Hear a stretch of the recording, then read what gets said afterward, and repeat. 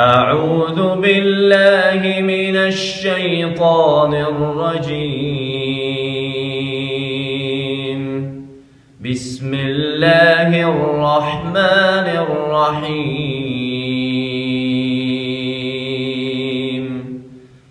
يا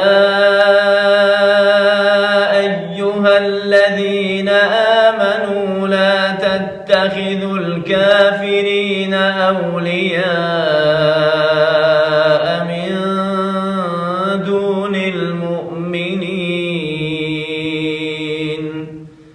أتريدون أن تجعلوا لله عليكم سلطانا مبينا؟ إن المنافقين في الدرك الأسفل من النار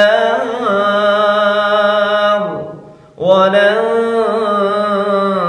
تجد لهم نصيرا إلا الذين تابوا وأصلحوا واعتصموا بالله وأخلصوا دينهم لله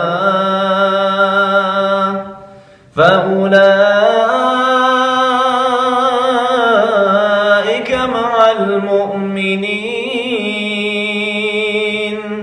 وسوف يؤتي الله المؤمنين أجرا عظيما. ما يفعل الله بعذابكم إن شكرتم وآمنتم وكان الله شاكرا عليما.